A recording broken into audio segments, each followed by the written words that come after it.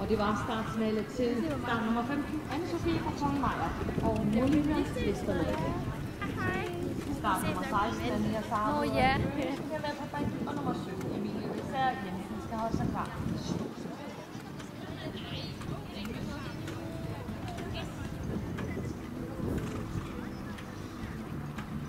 Der er en rytter start i den klasse, det giver jeg 5